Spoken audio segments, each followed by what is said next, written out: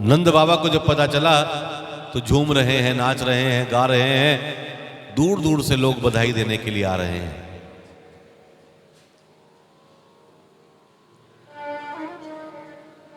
सबने नंद बाबा को बधाई दी कि बाबा बधाई हो। नंद बाबा कैसे हो गए? आज महामना हो गए। नंदस्त्वाजमौत्पन्ने जातालादो महामनः आहून विप्रण वेदज्ञा स्नहत शुचिरलंकृतः।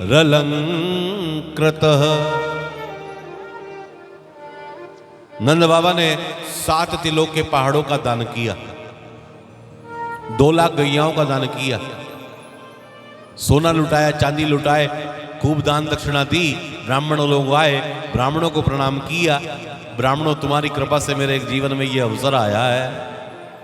ब्राह्मण लोग बैठ गए पूजा पाठ कराने के लिए। नंद बाबा का मन नहीं है। ब्राह्मणों ने कहा तू संकल्प छोड़ दे, पूजा पाठ हम कर लेंगे। दर्शन करना चाहते हैं, अपने घर में भीड़ लगी है। एक ग्वाल ने कहा ऐसे दर्शन करेगा क्या? पुराने वस्त्र उतरवाए, सुंदर रेशमी बगलबंदी पहनाई, 70 गज की सिर पर पगड़ी बांधी, मूंछों पर इत्र लगाया, आंखों में मोटा मोटा काजल डाल दिया, पान का बीड़ा खिलाया। और जब दर्पण दिखाया तो नंद बाबा कहने लगे तुमने तो मुझे 16 साल का लड़का बना दिया। खुशी होती ही ऐसी। नंद बाबा चलने लगे दर्शन करने के लिए। ग्वाल ने कहा अरे नाचता हुआ चल। नंद बाबा ने कहा मुझे नाचना नहीं है, यहाँ तक कि नाचने में क्या है, एक हाथ कमर पर रख, एक सिर पर रख, ठुमका लगा। और नंद बाबा चल रहे हैं। सामने से एक ग्वाल दही का पात्र लेकर आ रहा था, सिर पर उसके दही का पात्र था, क्योंकि भंडारा भी चल रहा है, भीड़ लगी है। नंद बाबा उसके निकट आए और जोर से ठुमका जो लगा, सब पूरा का पूरा दही का पात्र सिर पर गिर गया। नंद बाबा ने कहा ये तूने क्या किया? ग्वाल ने कहा दही में स्नान तो अच्छा होता है, कि दही का पान अच्छा होता है, स्नान अच्छा नहीं होता। पुनः वस्त्रों को बदला और जाकर दर्शन किए। यशोदा को कहा नंद बाबा ने, यशोदा बधाई हो। यशोदा ने कहा आपको भी बधाई हो। ब्राह्मणों की कृपा से, देवताओं की कृपा से, गुरुजनों की कृपा से हमारे जीवन में ये सु अवसर आया है, पावन अवसर आया। नंद बाबा जो हाथ में आ रहे हैं वो लुटा रहे हैं। हाथी दीनो, घोड़ा दीनो, और दीनो पालकी। सुखदेव भगवान कहते हैं परीक्षित दर्शन कर, नंद के द्वार पर कितने बड़े बड़े लोग, धनाढ्य लोग खड़े हैं, जो हाथी लेने वाले खड़े हैं, पालकी लेने वाले खड़े हैं, घोड़ा लेने वाले खड़े हैं। क्योंकि हाथी देना तो आसान है, लेकिन हाथी लेना बड़ा कठिन है। जितना भोजन हम वर्ष भर में करते हैं, हाथी एक दिन में करता है। तो हाथी लेने वाले खड़े हैं। हाथी दिनों, घोड़ा लेने वाले खड़े हैं, और पालकी लेने वाले खड़े हैं। पालकी में भी 4 आदमी चाहिए उठाने के लिए, पालकी लेने वाले भी खड़े हैं। और बताया कि ब्रज में सोना चांदी बिखरा हुआ है। कहा कि सोना चांदी कैसे बिखरा हुआ है? कि नंद भवन में सोना भी मिल रहा है, चांदी भी मिल रही है, पीतल भी, तांबा भी, सब कुछ मिल रहा है। एक व्यक्ति जा रहा था तांबे के बर्तन लेकर, तो सामने से चांदी के बर्तन लेकर दूसरा व्यक्ति आ रहा था। पूछा तुम कहां से आ रहे हो? कि नंद भवन से। कि चांदी के बर्तन मिले क्या? कि मुझे तो पीतल के मिले। कि ये चांदी के बर्तन कहां मिल रहे हैं? कि 3 नंबर गेट पर। तुरंत भागा चांदी के बर्तन लेने के लिए, चांदी के बर्तन लेकर आया। तभी सामने से सोने के बर्तन लेकर एक व्यक्ति आ रहा था। पूछा तुम कहां से आ रहे हो? कि नंद भवन से। कि सोने के बर्तन उपहार में मिले? कि हां। चांदी को छोड़ा, सोने के बर्तन लेने के लिए भागा। सोने के बर्तन लेकर आ रहा था तो सामने से देखा एक हीरे लगे हुए बर्तन आ रहे हैं। कहा तुम कहां से आ रहे हो? कि 1 नंबर गेट से। सोने के बर्तन छोड़कर हीरे लगे हुए, सोने के ऊपर हीरा लगा हुआ बर्तन लेने के लिए भागा। और ये क्रिया एक ने नहीं अनेक ने की। इसी तरह से सोना चांदी बिखरा हुआ है। ऐसा नहीं हुआ कि चांदी वाले ने चांदी के तो रख लिए, सोने के भी ले लिए। संकेत क्या है? जीवन में जब बड़ी चीज मिले तो छोटी चीज को छोड़ देना चाहिए, ये संकेत है। भाई आपने बड़ा घर ले लिया तो छोटा घर किसी को रहने के लिए दे दो। लोग क्या करते हैं, ताला मारकर रख रखा है ना जी, ना तो किसी को उपयोग में दे रहे हैं, ना खुद उपयोग कर रहे हैं। यानी जीवन में जब हमें बड़ा मिल जाए तो छोटा छोड़ने का प्रयास करो, अभ्यास करो।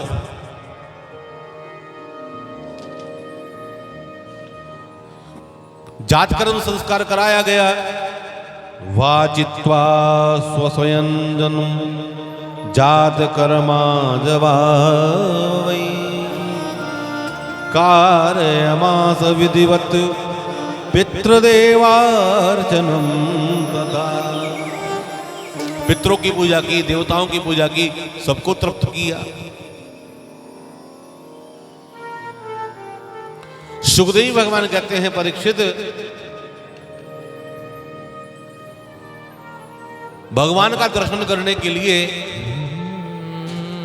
भगवान का दर्शन करने के लिए भगवान शिव के मन में भी आया कि मैं भी दर्शन करके आऊं। पार्वती को कहा, पार्वती चल दर्शन कराएं। पार्वती ने मना कर दिया कि नहीं नहीं, हम जाएंगे तो हम पकड़े जाएंगे। एक जोगी का रूप बनाकर आए हैं शिव, जोगी का रूप बनाकर, साधु का रूप बनाकर आए। द्वार पर आकर खड़े हो गए। नंद बाबा ने कहा, मांगिए क्या चाहते हैं? वस्त्र चाहिए, वस्त्र दे दूं, सोना कहे सोना दे दूं, सब कुछ देने को तैयार हूं। कहा कि हमें तो केवल तेरे लाल का दर्शन करना है। यशोदा को बुलाया, यशोदा ने देखा एक जोगी आया है, भयंकर रूप है। कहा कि आपको देखकर तो मेरा लाल डर जाएगा, मैं दर्शन नहीं कराऊंगी। अभी अभी सुलाया है मैंने अंदर उसको। भोलेनाथ सोच रहे हैं हम दर्शन करने आए हैं और मां बीच में टांग अड़ा रही है, तो कैसे करेगी यशोदा? मत शोर करो अति भोर करो मेरा, भीतर सोवे लाल रे डमरू वाले बाबा जी, ओ डमरू वाले बाबा जी। मत शोर करो अति बोर करो मेरा, भीतर सोवे लाल रे डमरू वाले बाबा जी, ओ डमरू वाले बाबा जी। जय हो।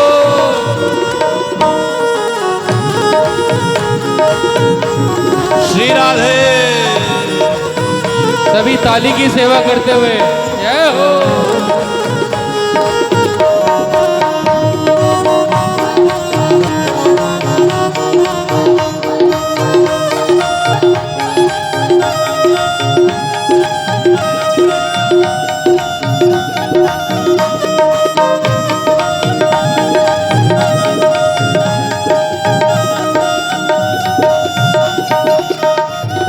अभी अभी ये रोकर सोया, आकर शोर मचाया। अभी अभी ये रोकर सोया, आकर शोर मचाया। अरे अभी अभी ये रोकर सोया, आकर शोर मचाया। अभी अभी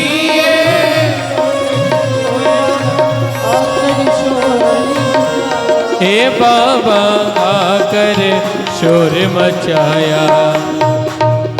यहाँ मत आइयो, यहाँ मत आइयो मेरा, भीतर सोवे लाल रे डमरू वाले बाबा जी, ओ डमरू वाले बाबा जी।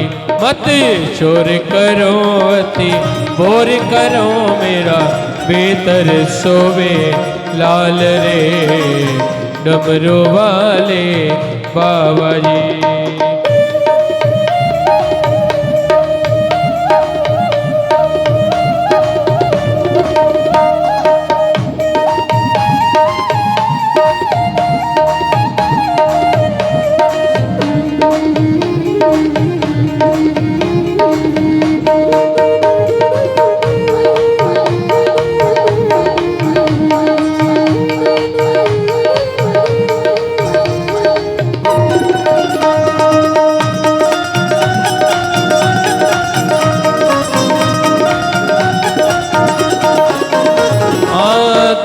कैसी सूरत कैसी मूरत कैसा वेश बनाया।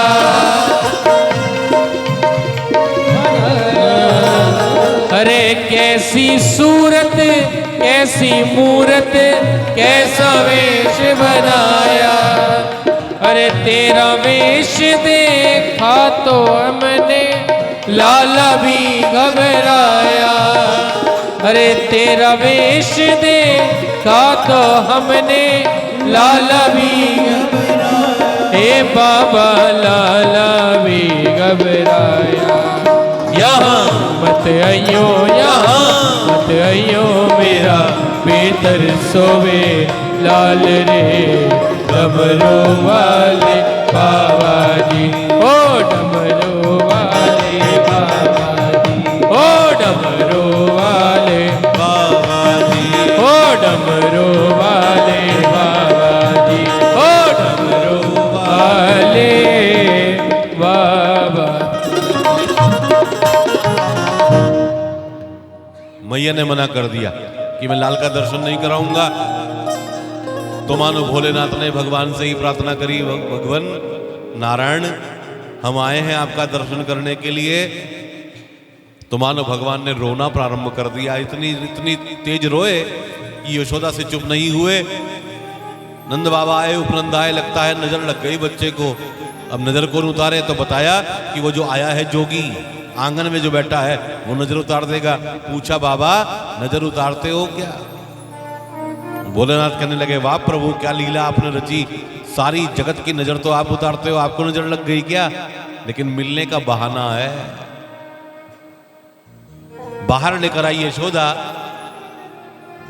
झूठ मूठ हाथ घुमाया, भगवान चुप हो गए कि बाबा कोई ज्योतिष वगैरह भी जानते हो क्या मेरे बच्चे का, जरा भविष्य बताओगे? कहा कि मैं चरणों को देखकर बताऊंगा।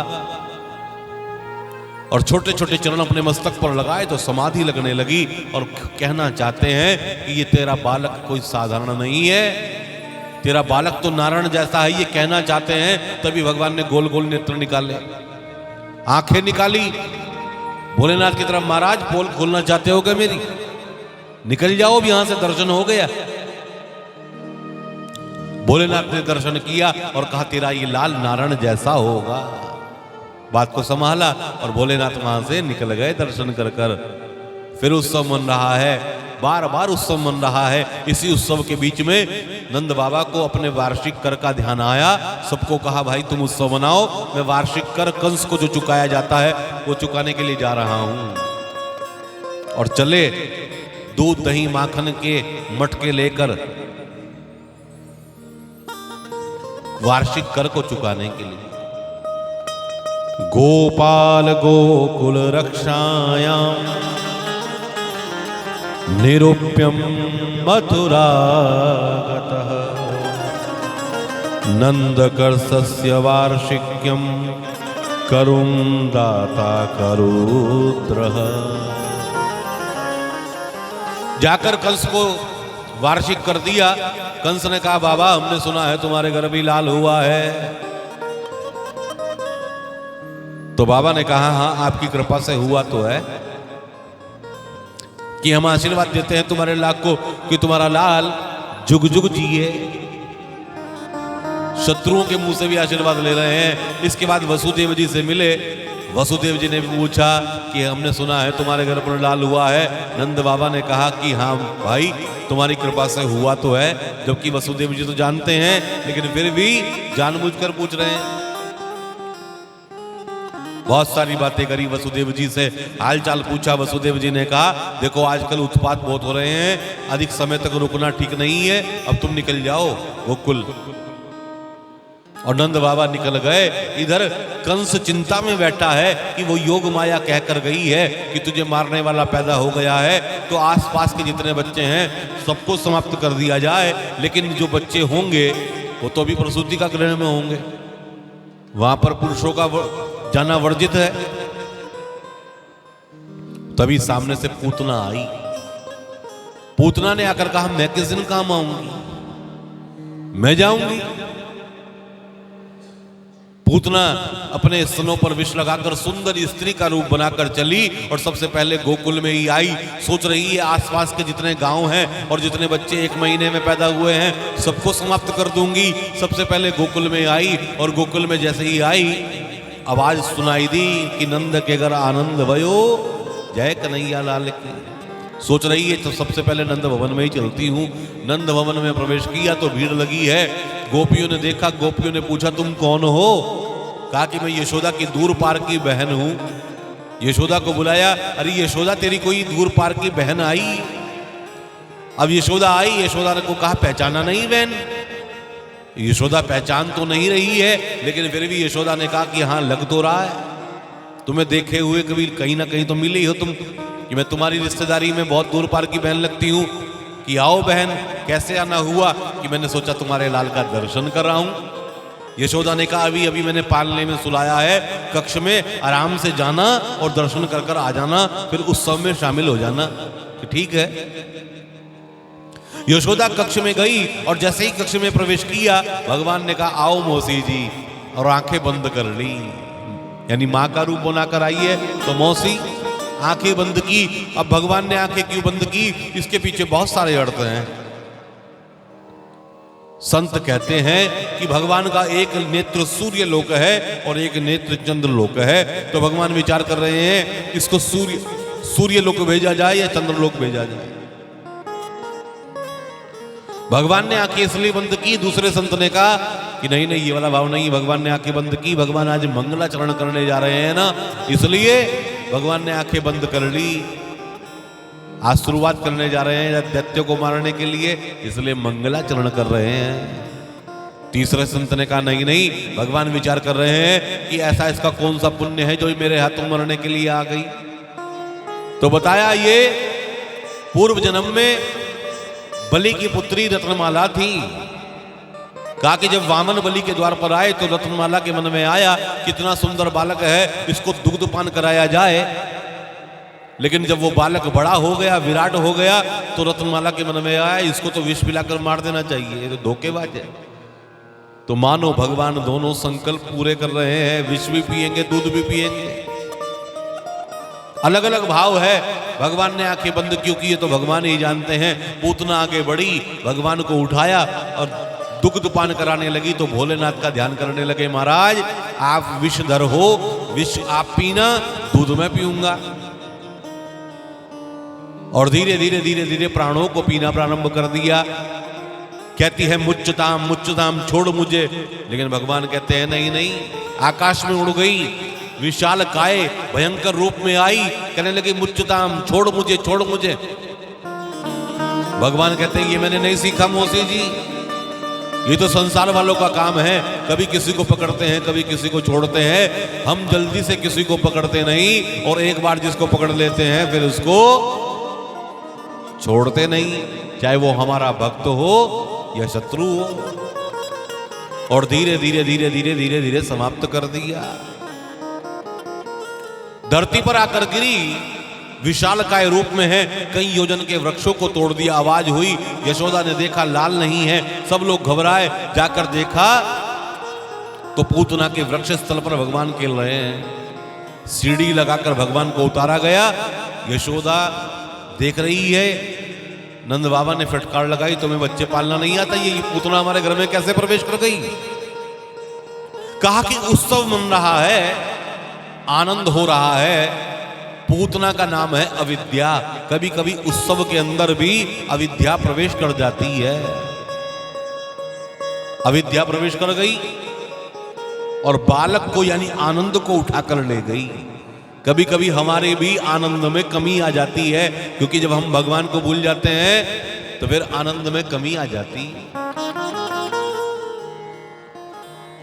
पूतना को कैसे समाप्त किया जाए ये तो भगवान ने कर दिया, लेकिन पूतना का अंतिम संस्कार कैसे किया जाए इस पर विचार करने लगे। कैसी है पूतना? कंसेन प्रहिता घोरा पूतना बालाग्नि शिशुचारान निग्रंथि पुरग्रामा व्रजादिषु। पूतना यानी जिसको पूत नहीं है उसका नाम है पूतना। रुधिरासना क्या पीती है? खून पीती है, रुधिर पीती है। बालगनी बच्चों को मारती है, छोटे छोटे बच्चों का हत्या करती है, लेकिन भगवान ने उसको समाप्त कर दिया। शरीर के छोटे छोटे हिस्से करे गए, लकड़ियों का इंतजाम तो उसने स्वयं कर दिया था, क्योंकि जब गिरी कई योजन के वृक्षों को तोड़ दिया, कई योजन के वृक्षों को तोड़ा तो छोटी छोटी चिताएं बनाई गई और लकड़ियों में इसको जलाया गया। सुगंध आने लगी। परीक्षित ने कहा महाराज सुगंध कैसे आने लगी? कि भगवान का स्पर्श जो हो गया। कहा कि वृक्षारोपण जरूर करना चाहिए, क्योंकि लकड़ियों की आवश्यकता हर व्यक्ति को है। जब हम पैदा हुए तो पालना काहे का था? लकड़ी का। खिलौने जो थे, कड़ुल्ला जो था, जो चलने हमने सीखा, तो वो काहे का था? लकड़ी का। खिलौने काहे के थे? लकड़ी के। विद्यालय में गए तो तख्ती काहे की थी? लकड़ी की। कलम काहे की थी? वो भी लकड़ी की। बोर्ड जो होता है वो भी लकड़ी का। डस्टर जो होता है वो भी लकड़ी का। घर में आए सोफे पर बैठे वो भी लकड़ी का। पलंग पर सोए वो भी लकड़ी का। पहले तो पात्र भी लकड़ी के हुआ करते थे, और अंत में शव को जलाने के लिए लकड़ी ही काम आती है।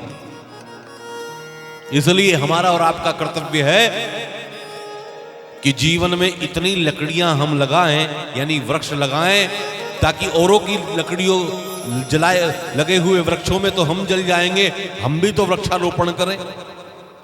वृक्षारोपण जरूर करना चाहिए ताकि वृक्षों की वृद्धि हो और लकड़ी पैदा हो।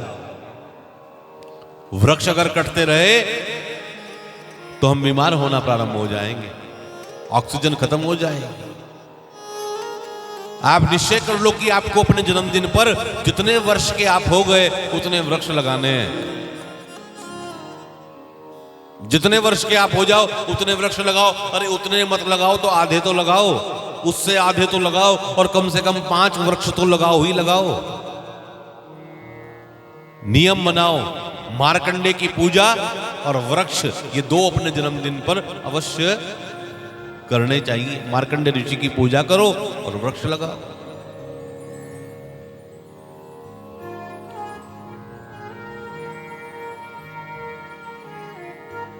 भगवान के नाम से भगवान की नजर को उतारा गया। भगवान को नजर लगी, यशोदा ने भगवान के नाम से भगवान की नजर को उतारा गया। गाय की पूंछ से नजर को उतारा गया। इंद्रियाणि ऋषिकेश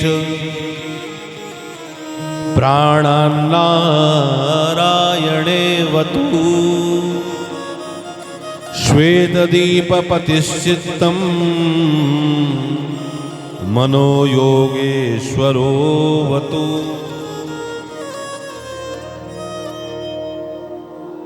इंद्रियाणि ऋषिकेश प्राणान्नारायणे वतु श्वेतदीपपतिश्चित्तम् मनो योगेश्वरो वतु।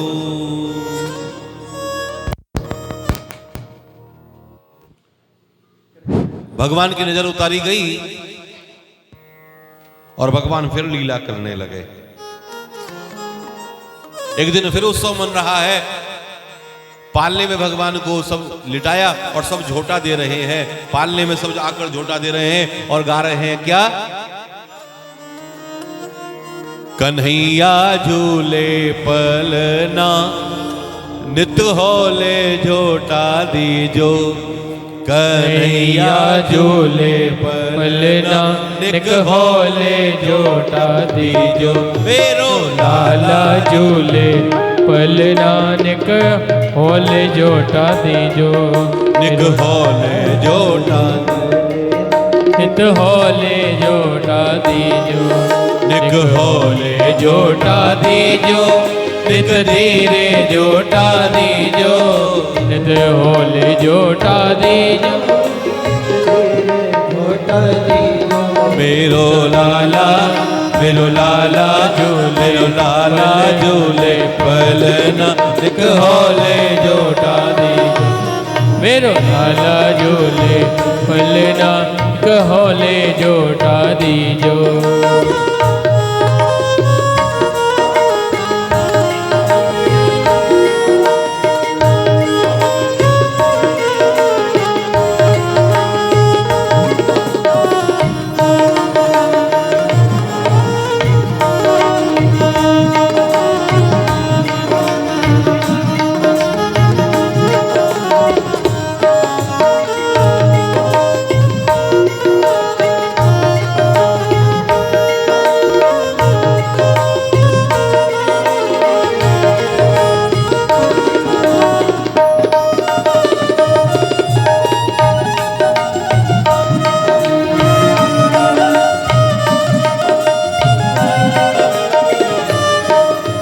मथुरा में यक जन्म लियो है। मथुरा में अन जन्म लियो। मथुरा में अन जन्म लियो है।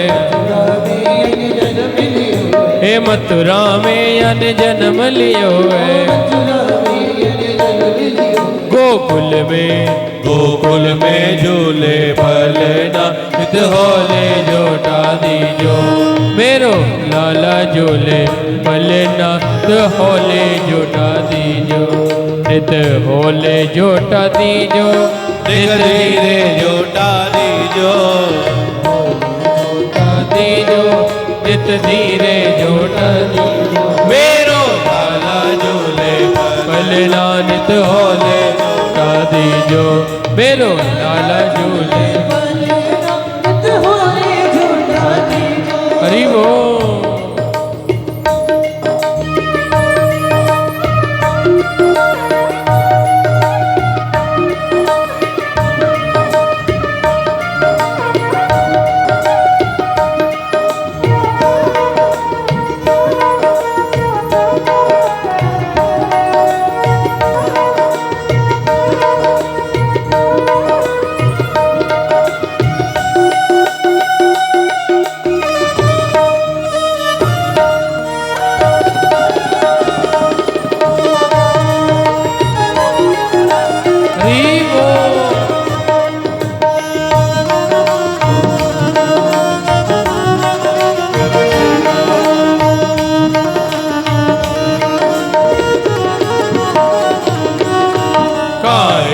यको बनो है पालनो। काहे को यक बनो है पालनो। काहे को यको बनो है पालनो। काहे को यक बनो है पालनो।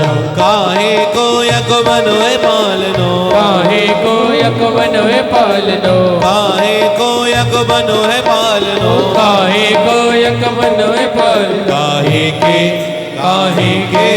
काहे के लागे फूदना होले जोटा दीजो। मेरो लाला झूले होले जोटा दीजो। नित होले जोटा दीजो। नित धीरे जोटा दीजो। होले जोटा दीजो। नित धीरे जोटा दीजो। नित होले जोटा दीजो। धीरे जोटा दीजो। होले जोटा दीजो। मेरो लाला झूले पलना होले जोटा दीजो। मेरो लाला झूले पलना होले जोटा। हरि बोल।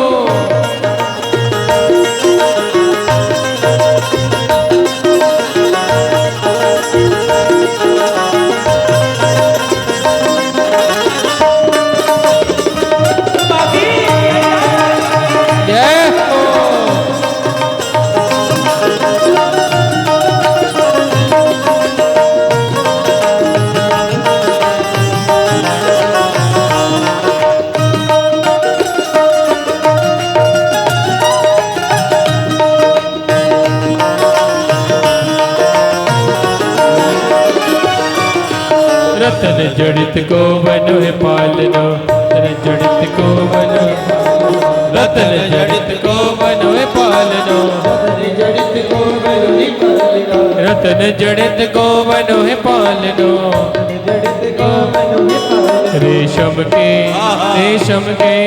रेशम के लागे फोदना, तो हौले जोटा दीजो मेरो लाला झूले भलेना, नित हौले जोटा दीजो, नित हौले जोटा दीजो, नित धीरे जोटा दीजो, जय हो ले जोटा दीजो, नित धीरे जोटा दीजो। मेरो लाला मेरो लाला मेरो लाला झूले भलेना, नित हौले जोटा दीजो, मेरो लाला झूले भलेना, नित हौले जोटा दीजो, मेरो लाला झूले भलेना, नित हौले जोटा दीजो, मेरो लाला झूले भलेना, नित हौले जोटा दीजो। जय जय श्री राधे, जय जय श्री राधे, जय जय श्री राधे श्याम। सब झोटा दे रहे थे तो भगवान को नींद आई। यशोदा ने देखा कन्हैया सो गया है, भगवान सो गए हैं, तो उनको एक तरफ एक बैलगाड़ी खड़ी थी जिसमें बैल नहीं था, उसके नीचे पालने को रख दिया। आंगन के कोने में बैलगाड़ी के नीचे पालने को रख दिया। भगवान उसमें लेटे हैं, सब उत्सव में लग गए। तभी सक्टासुर नाम का दैत्य आया। सक्टासुर आया और बैलगाड़ी पर विद्यमान हो गया, बैठ गया। भगवान ने देखा अच्छा मामा जी ने दूसरा दैत्य भेजा है, तो अपने पांव चलाने लगे और पांव की एक ठसक जो है उस बैलगाड़ी पर मारी।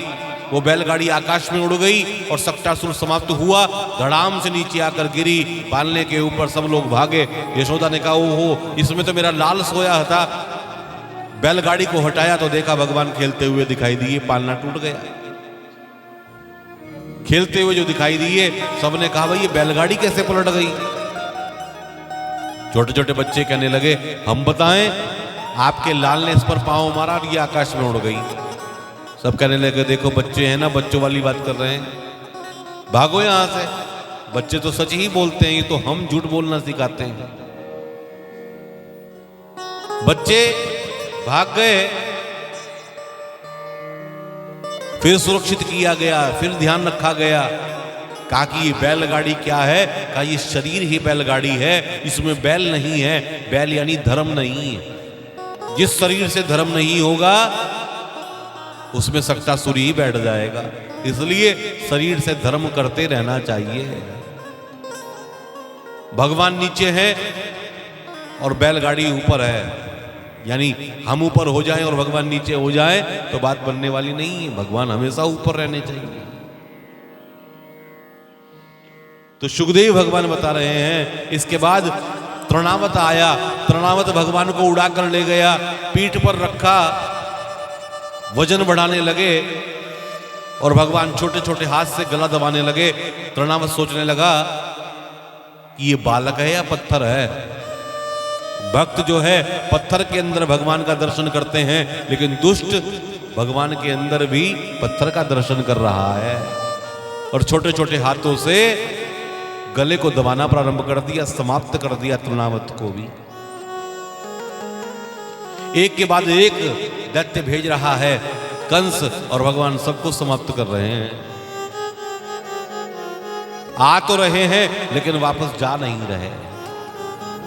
उसके बाद भगवान ने बहुत सारी बाल लीलाएं की। भगवान घुटन चलने लगे, भगवान माखन खाने लगे, और भगवान की बारी आई नामकरण की। नाम रखने की बारी आई तो गर्गाचार्य को बुलाया। वसुदेव जी ने गर्गाचार्य को बुलाकर सारी घटना बताई कि आप जाइए नंद भवन में मेरे दोनों बालकों का नामकरण संस्कार करा दीजिए। कि आपका दो बालक कहाँ? रोहिणी का जो पुत्र है वही तो आपका बालक है? नहीं, यशोदा का जो पुत्र है वो भी मेरा ही बालक है। बताया।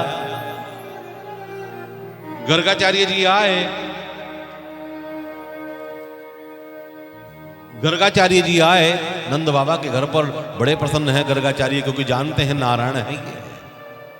गर्गाचार्य ने आकर जैसे ही कदम रखा तो नंद बाबा ने कहा आप आए हैं तो मेरे दोनों बालकों का नामकरण करा दीजिए। तो ऊपर से गर्गाचार्य कहने लगे मैं तो यदुवंश का पुरोहित हूं, तुम्हारे घर पर कैसे नामकरण कराऊंगा, कहीं महाराज को पता चल गया तो। कहा कि चिंता मत करो, और उत्सव को तो मैंने बड़ी धूमधाम से मनाया है, नामकरण की जो बारी है इसको गौशाला में गुप्त रीति से मैं मनाऊंगा, किसी को पता नहीं चलेगा। कहा कि ठीक है, गौशाला में सारी व्यवस्था कर दी। दोनों माताओं को, यशोदा को, रोहिणी को, दोनों को कह दिया अपने अपने बालकों को लेकर वहां आ जाओ। दोनों अपने अपने बालकों को लेकर चलने लगी। मार्ग में दोनों ने अपने अपने बच्चे को बदल लिया।